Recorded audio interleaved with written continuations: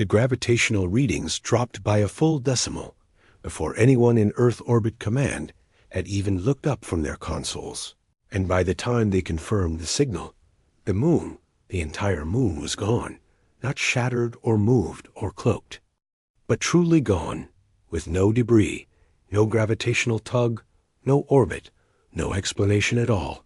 Within 12 minutes, seismic disturbances were recorded in the Pacific. Rim and Arctic stations flagged tidal inconsistencies that shouldn't have happened for another 12 hours. And in Washington, Commander Annika Sorrell of the Unified Solar Defense Force was already on a secure call with Geneva before the emergency satellites had finished running their diagnostics. Because she knew in her gut, before any machine confirmed it, that this wasn't natural, and it wasn't accidental. Annika had a mind built like a knife's edge, never dulled, never rushed, sharp with a kind of precision that made both politicians and soldiers nervous around her.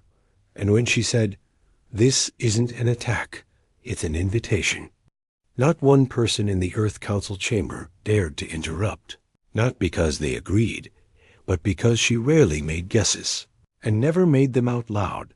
The black ship had arrived without sound or warning, parked itself in a gravitationally impossible location near Earth's L5 point, and it was darker than anything they had ever scanned, darker than shadow, darker than background radiation, darker even than the cold vacuum of space itself. And from it, there came only one thing, a data packet, locked in logic structures far beyond human design, but just barely within reach of human intuition. They spent hours trying to brute force it before one of the civilian contractors, a linguist turned code theorist named Farah Neiman, realized it wasn't meant to be cracked by speed or force, but by trust patterns, by logical associations shaped like cultural frameworks. And when she reconstructed it using layers of human philosophical context, Plato, Confucius, even fragments of African oral traditions, the packet unlocked, and what it revealed was a set of coordinates beyond the mapped edges of the known universe.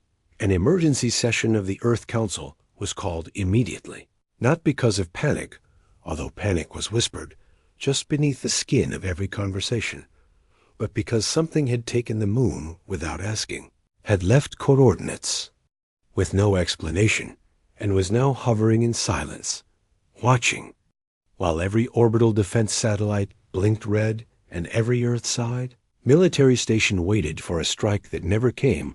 Inside the Geneva Council dome, arguments rose and fell like tidal waves, some shouting for retaliation, some for immediate isolation, others still trying to pretend that the moon's disappearance might have been a scientific anomaly or unknown physics event. Until Annika stood up, her voice calm but unmistakably final, and said, "You don't offer coordinates unless you want to be followed. And no being capable of removing a planetary satellite without violence does it without meaning. This is not an act of war. It is a test of how we respond to something we can neither fight nor ignore."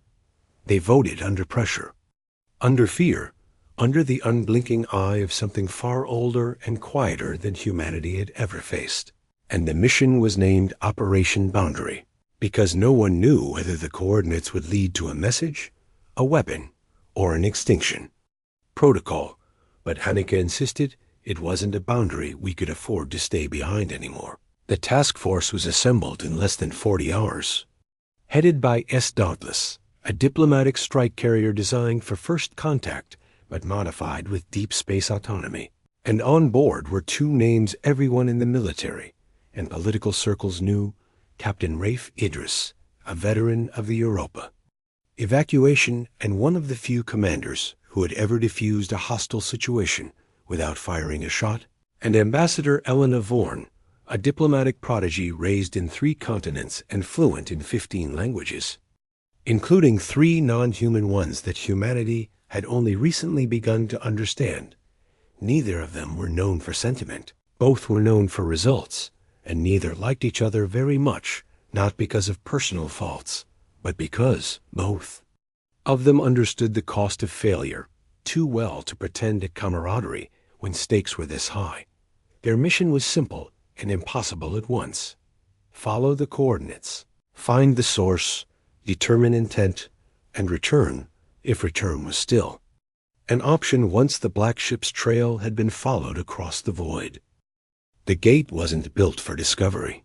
It was built to remind anything that reached it that the journey had already been predicted long before they were capable of wanting it. And that reminder came not through weapons or warnings, but through the oppressive, calculated stillness of its presence, like a structure that didn't wake up when approached because it never needed to sleep in the first place. It hung in the dark space beyond mapped systems, between galaxies, where the known stars grew thin and the cold felt older than time.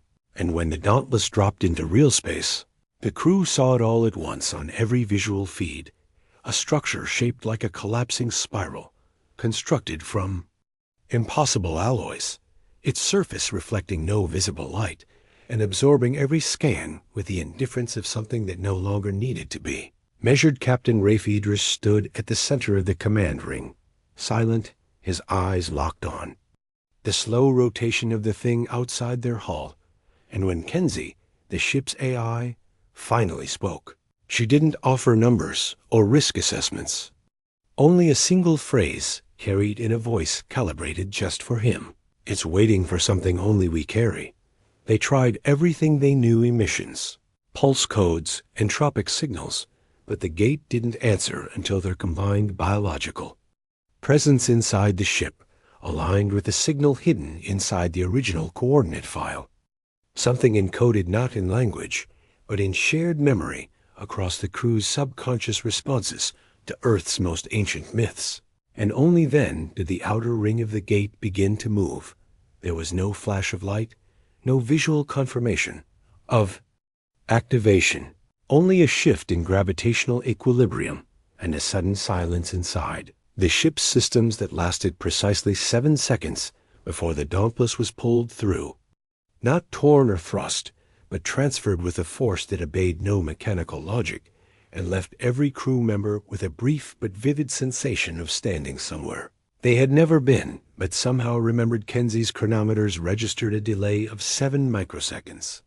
Enough to mark temporal distortion, but not enough to explain the lingering effects, the fragmented thoughts, the momentary confusion, and the fact that every clock on board was now perfectly synchronized with an external frequency that had not yet been identified. When the Dauntless emerged, it was immediately surrounded by dozens of ships, red, tall, symmetrical, moving with slow precision, and while their weapons were not active, every formation spoke of readiness, of doctrine, of a civilization that had not lost a battle in generations because it never allowed one to begin unmeasured. The first transmission came not in the standard diplomatic sequence, but in reconstructed Latin, older than any variant still in use, the syntax flawless and cold, and the message brief: "You are not unexpected. Your path was accounted for. Your invitation still stands." The Red Dominion had arrived. Little was truly known about them back home.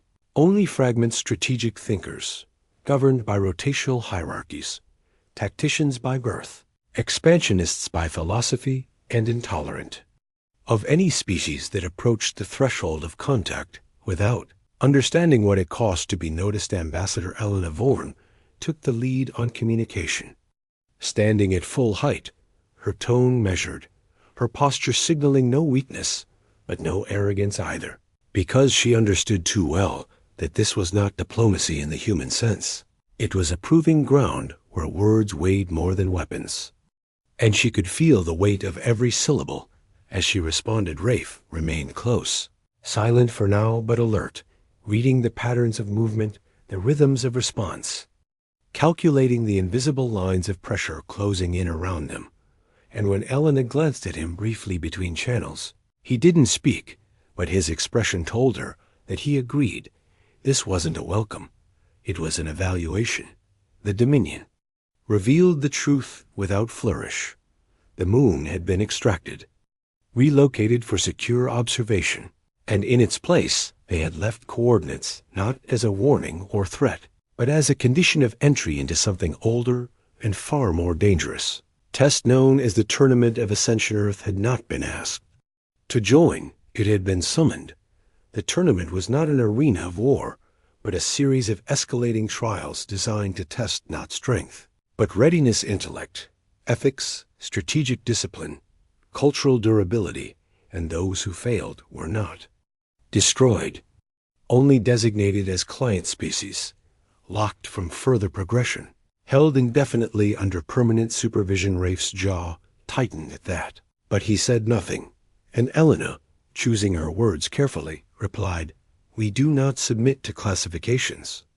Given in absence, we will demonstrate by presence, not permission." The Dominion did not nod, did not respond, only transmitted the coordinates of the first station and disengaged their lock, as if to say, "Very well, show us what you believe you are." Kenzie, watching the data channels for anomalies, leaned into Rafe's private comm channel and said with something almost like concern in her voice, "They are not studying our ship, Captain. They are studying the choices we have not made yet."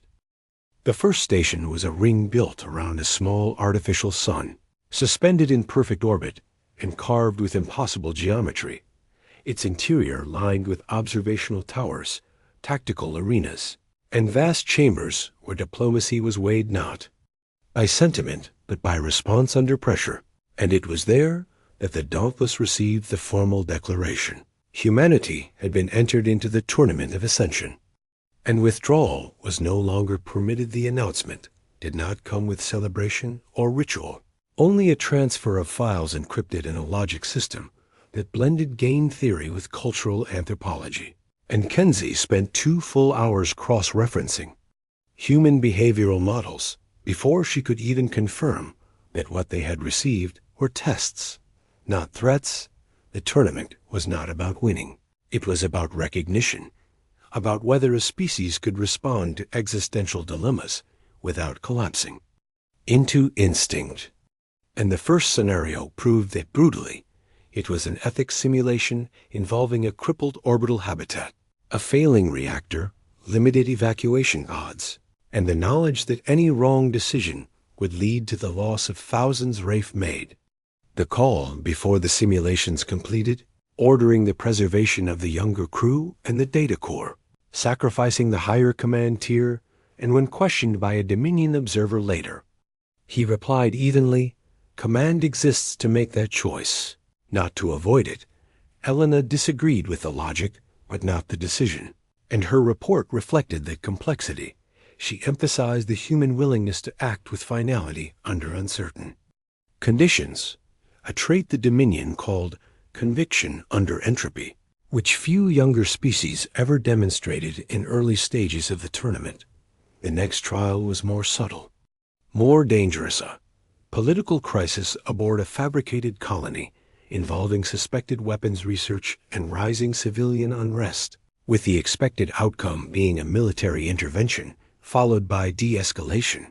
But Elena rejected the entire premise and instead chose full declassification, releasing all information to the simulated population and opening talks under transparent surveillance. It destabilized the simulation completely, but in doing so, revealed a hidden layer of the scenario that none of the previous participating species had triggered, a shift in social trust metrics that allowed the simulation to stabilize without force, proving not only restraint but adaptability to uncertain civic structures.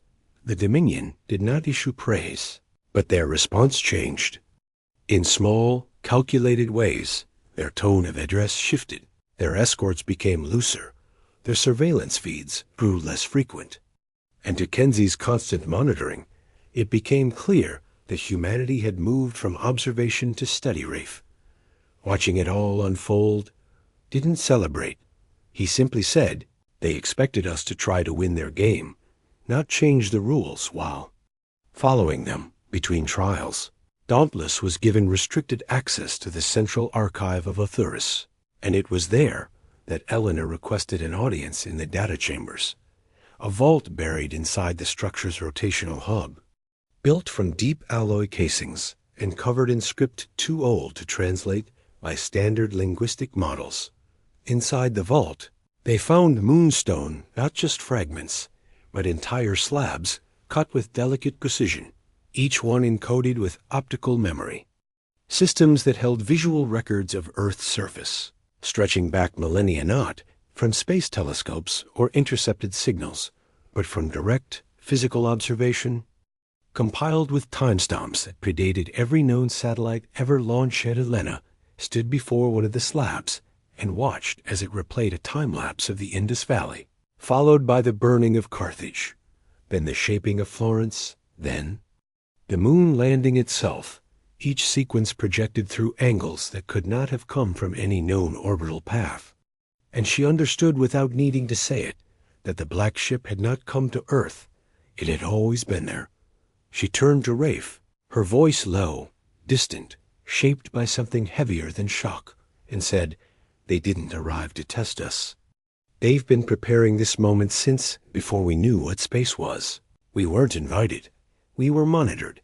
Kenzie confirmed it later, extracting audio pulses from the deepest layer of the archive, where a voice older than any human dialect whispered through reconstructed graviton patterns in early Sumerian, "We left the moon as seal, not gift, and now it is broken."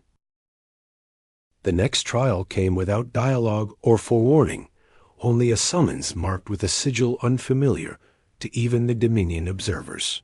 And when the Dauntless arrived in the designated sector, they found themselves facing a fleet of crystalline warships, belonging to the Alethi, a species rarely spoken of and never directly encountered, known only through scattered intelligence and abstract mathematical treaties.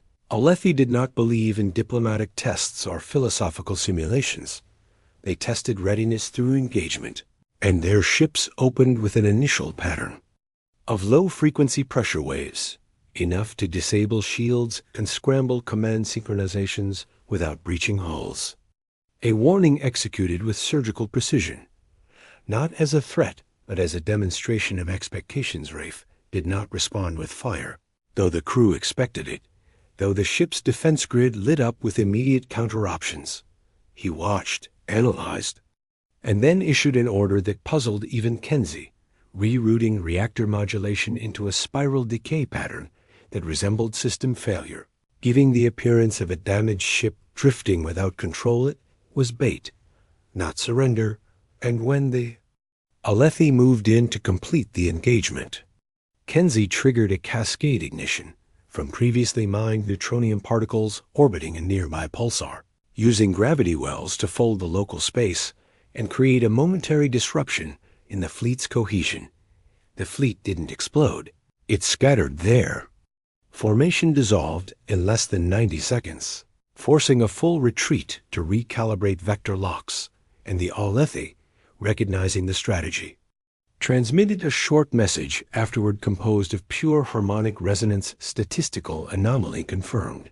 Elena recorded every moment, knowing this wouldn't simply register as a pass or fail, but as a signal to the Enclave, watching from somewhere further still, that humanity was not just reactive, but capable of weaponizing perception itself as a means of survival. In response, the Dominion extended an offer no species had received in a Generation Direct presentation before the Enclave.